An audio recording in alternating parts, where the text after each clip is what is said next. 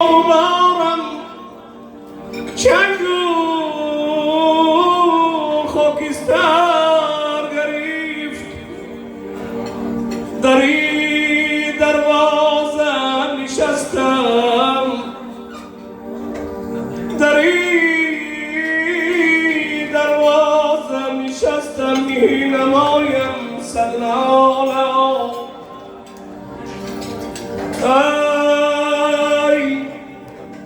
ناله مادرم در گوشم آمد،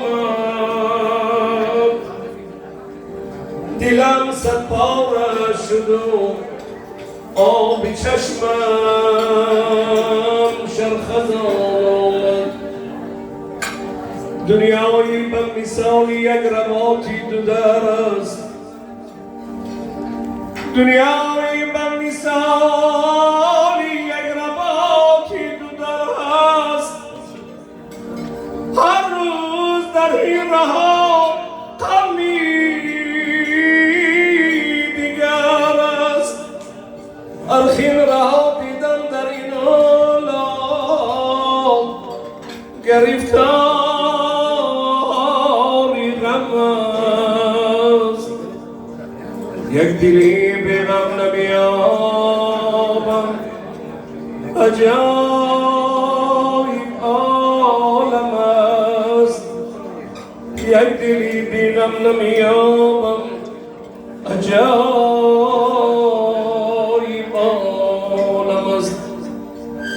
به دنیا غم خانه دور، به دنیا غم خانه دور، غم یگرلر دیوانه دور. عشق بلند سوگن ایمانت، آخری ویرانه دور. عشق بلند سوگن ایمانت، آخری ویرانه دور. خدا رحمتشان کرده با شرم